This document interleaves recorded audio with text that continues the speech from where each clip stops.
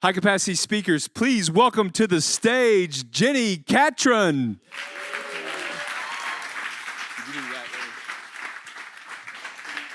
All right, thank you all so much. Let's go back in time a little bit. I want to take you back to your first job, like post-college. Like for some of you, it was probably dream job, right? Like you had studied for this, you'd wanted to do this since you were a little kid, and you landed the job, and it was an amazing experience. You're engaged, you're thriving, you're having the time of your life. And then for some of you, maybe similar pathway, but you got to the job, and it was horrible. You found yourself like loathing going to work every day. It was draining the life out of you and making you question everything about adulting, right? See, the challenge for all of us is that our work experiences shape us. They create impressions or expectations of the cultures we want to be a part of. Now, my first job out of college was at a company called EMI. Now, EMI was the largest record company in the world at the time. It was home to iconic artists like the Beatles, Coldplay, and Barney. Can't win them all, right?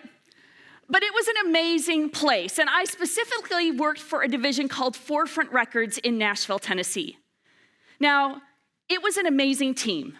We had a strong mission, really clear goals, like we knew how to win. I was being challenged and stretched every day. Like I was growing, I was learning. I was developing what would become lifelong friendships. And probably most importantly, I truly felt valued. I loved that job, and I honestly loved going to work every day. And here's the kicker. I thought everybody loved their job like I did. Turns out, that's not the case. According to Gallup's most recent State of the Workplace report, they find that only 31% of US workers are engaged in their work. That's less than 1 in 3 of us in this room are engaged in our work. Recently, my friend Steve reached out to me and he said, Jenni, I don't know what's wrong, but we need help. And he began to go on and tell me stories of some of the things that were happening within his team. He said that he shared that a couple of long tenured, like trusted team members had recently left, unexpectedly resigned. The unity that used to be a hallmark of their team was kind of disintegrating. He would ask questions, and where he would historically get like great responses and people would give him honest feedback, they were kind of just shutting down and giving him the platitudes of like, oh no, everything's fine, we're okay, not a big deal. He would walk into rooms and the conversation would halt, right? And he knew there's something they're not telling me. See, Steve, much like all of us, dreams of having a team on a mission. Like he loves his people. He's a great leader. I've known Steve for over a decade. Phenomenal leader, highly committed to his team. He wanted them to be thriving, and yet they weren't. He was navigating probably what a lot of you navigate, and you wake up every day and you're excited to go to work, and then you remember that hard conversation you need to have. Or that those petty squabbles that you're constantly firefighting within the team. Or how about this one? That remarkably sweet individual who is grossly incompetent and is frustrating the tar out of the rest of the team, and you need to do something, but you keep avoiding it. See, those are the things in our cultures every day that we're navigating as leaders. But the challenge for us is that sometimes we don't exactly know how to address it. Back at the record company, the first 8 years, amazing. Amazing first 8 years in that business. And then we went through a corporate merger. And overnight, my experience with the organization went from amazing to awful. I went from being this highly engaged, deeply committed employee who loved my job and was going above and beyond to contribute in a meaningful way, to being the employee who kind of phoned it in, did the bare minimum, was quiet quitting. And I thought, what in the world has happened? Like, what has happened? This is not who I am. And that's my first memorable moment of the importance of culture. That the environments leaders create matter significantly. And it became my unexpected passion point in that I want work to be a place where everyone is thriving. And so for the past 20 years, I've been working with organizations of all kinds. I've been working with leaders of all styles. I've been at companies where politics, silos, and gossip were the norm. And I've been at places where collaboration and transparency and unity were the hallmarks. And of course, the question is, well, what's the difference, right? What's the difference between those two environments? And a lot of times we'll be tempted to think, oh, it must be those companies have greater budgets for nap pods and free pizza. I worked in Silicon Valley for a little bit, and it's like there was a lot of budget for all of those perks. But do you know what the difference is? The companies that win at culture simply don't leave it to chance. They're the ones who understand Matthew Kelly's quote where he says, culture, not strategy, technology, finance, industry knowledge, or marketing, culture is the ultimate competitive advantage. And the data backs it up. According to research, companies with strong culture experience 4 times higher revenue growth than those with weak culture. Organizations with highly engaged employees see 23% higher profitability compared to those with low engagement. Companies with strong culture see 40% lower turnover, which reduces hiring and training costs. And I could go on and on and on. There's a remarkable amount of data that confirms that culture matters. So the question is, why in the world do great leaders leave culture to chance? Why do we put on the back burner the very thing that is exhausting our resources and draining our team? And here's the thing. I found myself facing the same question. Shortly after I took the job at the record company, we go through the corporate merger. Obviously, I don't stay long, right? I leave that job. I take a position as the executive director of a nonprofit in Nashville. Now, it's a fast-growing organization. Everything's up and to the right. It's an amazing opportunity, and then it hits me. I'm now responsible, right? I'm now in the seat where I'm the one who's responsible for the environment that we're creating, and I'm both terrified and I'm exhilarated. I'm exhilarated because I'm like, I get to do this. I get to shape the environment and build a team that's thriving and growing together, and I'm responsible. And I don't have a clue how to do it. See, what I was noticing and what my friend Steve was dealing with is that my culture was chaotic because everything was accidental. And I started looking at what we were doing as an organization in my new role as executive director, and we're spending a crazy amount of time crafting our mission statement and defining our vision for 1 and 3 and 5 years, right? And we're wordsmithing those statements, and then we're casting vision and sharing it with everybody, and then we're going to strategy, and we hire strategic planners who come in and spend lots of days and lots of dollars to help us build these plans to make our mission happen. And then I had the aha. I was doing nothing like that for my team. I was crossing my fingers and holding my breath and just hoping everybody would get along and everybody would play nice. But my culture, like every other key initiative in my business, needed a plan. I was arguably leaving my greatest resource, my people, the talent, to chance. And so I committed to figuring out, how do you build a plan that stewards your greatest resource? How do you build a plan that helps your team grow, thrive, and be unstoppable?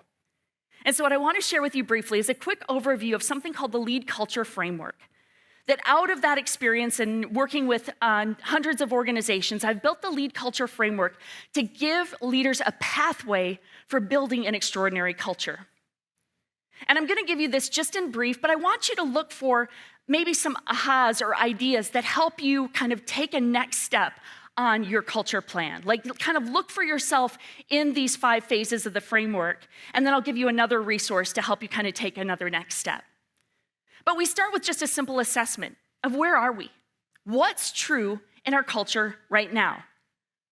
Now that sounds great until I tell you that your culture isn't as good as you think it is. Right? The honesty, the humility that's required of leaders to get an honest assessment and a reflection of their culture is really challenging but extraordinarily important. And so we assess where we are, what's true in our culture right now. And then we define, well, where do we want to go? What do we hope for? What do we envision? What are the values, beliefs, and behaviors that guide how we show up as a team? And here's why this is critical. You're kind of nodding and going, yeah, I know that. Like, I know what I hope for. I know what I long for with my team. But the challenge for most of us as leaders is that it's in here, it's intuitive. Like, we know and we can sense when somebody's operating in alignment or out of alignment. We know when a behavior is congruent or incongruent with what we're trying to do. But getting it out into language and stories so that our team truly understand, they're not playing a guessing game of what does my leader hope for? We've defined it and given it language and meaning that helps them understand it and embrace it. And then, of course, we build a plan. So we've defined where we are, we've assessed where we are, we've defined where we want to go, and now we've got to build a plan to get there. What's it going to take? What are the rhythms? What are the rituals? What are the systems that need to show up in our everyday organizational life to help us build cultures we're proud of? And then fourth, probably one of the most surprising but important parts of the framework is to equip our leaders, ensuring that every leader at every level understands this culture we're aspiring to, who we are and how we work together, that they are embracing that and they're helping model that and repeat that. They're not unintentionally or intentionally working against us. And then we commit. That this isn't the one-time thing we do, but much like our mission and our vision and our strategy, it's something that is a regular rhythm of our organization so that the very people who help us accomplish that mission are equipped to help us do so. See, without a purposeful plan to build the culture you want, we drift to a culture that disengages us. It just happens. And so I said, I have a quick resource for you here. This is the Culture Blind Spot Assessment, just a simple tool for you to answer a few questions that help you start getting a sense of, hey, where might we have gaps? Where might the gaps be in our organizational culture? And this quick little assessment will start pointing you in the right direction to help you take steps to build a culture you're proud of. See, leaders, here's my challenge for you. Your culture matters because your people matter. You get the sacred privilege of leading a team of people to accomplish extraordinary things, but you have to do the work. You have to build the plan. So join me and commit to being a leader who chooses to make culture matter. Thank you all.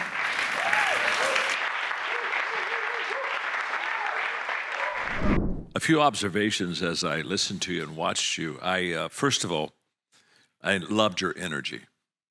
If you're going to talk about culture matters, you have to have energy.